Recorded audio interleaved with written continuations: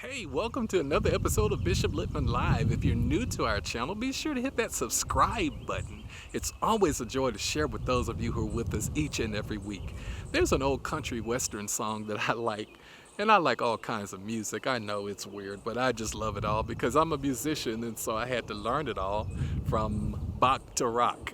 And so there's this old song, and I'm not sure who actually sings this song. I'd have to ask one of the deacons at my church named Deacon Michael Pope. But anyway, the song says you got to know when to hold them, you got to know when to fold them, you got to know when to walk away, you got to know when to run. You never count your money. While you're sitting at the table, there'll be time enough for counting when the dealing's done. That song really does speak volumes to me as I think about some of the battles that we fight and face. Because quite often we will fight a battle without ever thinking about the casualties involved. But we have to be able to determine and discern what's our battle, why are we fighting it, and should we be fighting it at all. So I want to give you a few suggestions for knowing when to hold them and when to fold them and when to walk away and when to run. Number one, you decide what's worth fighting for based on your own passion. There is nothing worse than fighting a battle that you have no passion for at all. It's not your battle if it's not your passion. Here's number two. Never fight a battle that you don't know all the details of both sides in.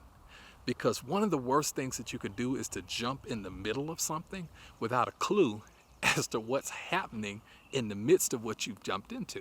And then when you look around, you discover you're all by yourself. I'm telling you, man, it has happened to me before. I remember jumping into what was a church fight, if you will, between one set of members and another set of members, only to be left out there by myself because I didn't know the history of the battle. And so one side of the church, and that actually was the same family, one side of that family had won over my opinion and they had won over my influence. But then when I got into the heat of the battle, everybody backed off and retreated. So you have to exercise wisdom. And here's number three, finally. Only get in battles when it is critical and crucial to survival.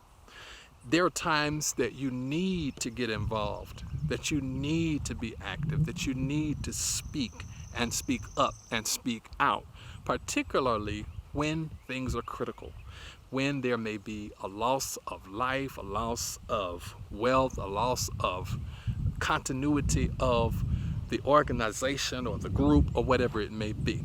And so it's important that we understand what battles to get into and what battles to stay out of. I'm reminded of what God says in the Psalms. He says, "Be still and know that I am God."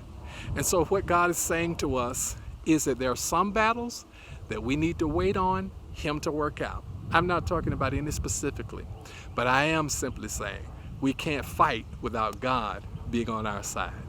And Romans 8:31 says, if God is for us, hey, we have no need to worry about anything else. Who could be against us? I want to pray for